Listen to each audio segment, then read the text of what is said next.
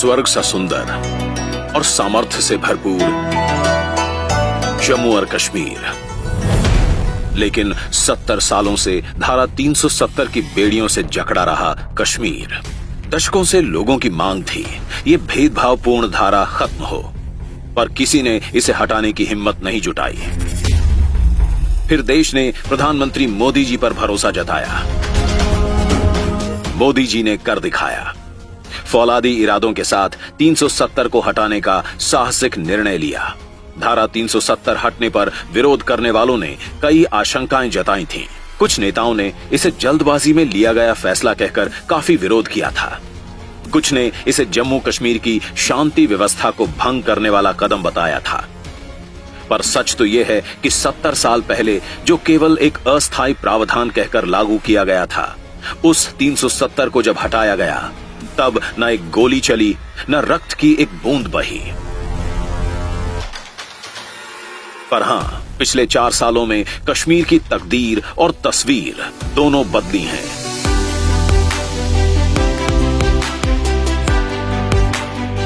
धारा 370 के खत्म होते ही शांति बढ़ी, सुरक्षा बढ़ी, जीवन बदला। आतंकियों के हौसले पस्त हुए, अलगाववादी अलग थलग पड़ गए। 2019 से अब तक 182 आतंकी मारे जा चुके हैं। 89 टेरर मॉड्यूल ध्वस्त कर दिए गए, पत्थरबाजी की घटनाएं बंद हो गईं और अब कश्मीर में स्कूल बंदी और हड़ताल बीते दिनों की बात हो गई है।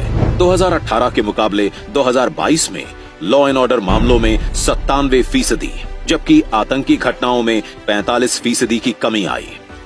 इस साल सीमा पार से किसी भी आतंकी ने घुसपैठ की हिम्मत नहीं जुटाई। अब जम्मू कश्मीर लोकतंत्र को मजबूत करने वाला प्रदेश बन गया है। वहां आज 35,000 इलेक्टेड रिप्रेजेंटेटिव्स पंचायतों तक की व्यवस्था संभाल रहे हैं। शांतिपूर्ण चुनाव से लोकतांत्रिक नींव मजबूत हुई है। जम्मू और कश्मीर में पहली बार ब्लॉक डेवलपमेंट काउंसिल के चुनाव हुए, जिसमें 98% से ज्यादा वोटिंग ने लोकतंत्र के प्रति लोगों की अडिग आस्था को जाहिर किया। पहली बार 3 स्तरीय पंचायती राज व्यवस्था राज्य में बहाल हुई। धारा 370 हटी तो लगभग 900 केंद्रीय कानून कश्मीर में लागू हुए। डोमिसाइल का अधिकार अब सभी स्थायी निवासियों को हासिल है। कश्मीरी महिलाएं भी अब रियल एस्टेट में मालिकाना हक पा सकती हैं। 57,500 करोड़ रुपए के प्रधानमंत्री विकास पैकेज के तहत हो रहे विकास कार्यों में आई अभूतपूर्व तेजी। इससे अब जम्मू कश्मीर की पहचान बदलने लगी। अब ये देश की सबसे लंबी हाईवे टनल चेनानी नाशरी के लिए जाना जाता है।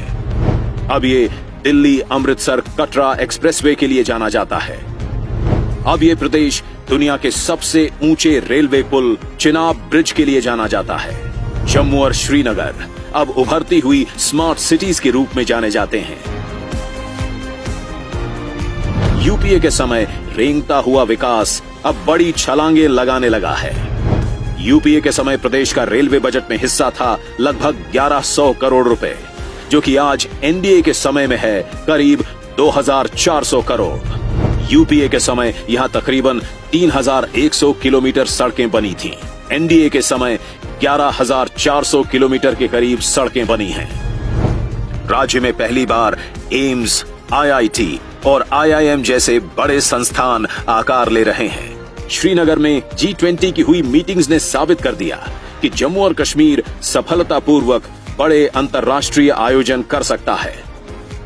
34 साल बाद श्रीनगर में मुहर्रम का प्रोसेशन निकला। 32 साल बाद कश्मीरी पंडितों ने अपने घरों में नवरेह मनाया। श्रीनगर में प्रदेश का पहला मल्टीप्लेक्स खुला।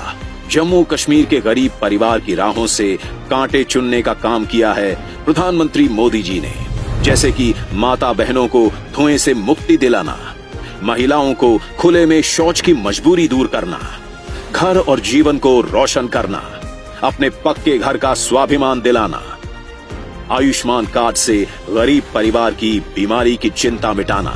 3.5 लाख युवाओं को स्किल ट्रेनिंग भी मिल चुकी है।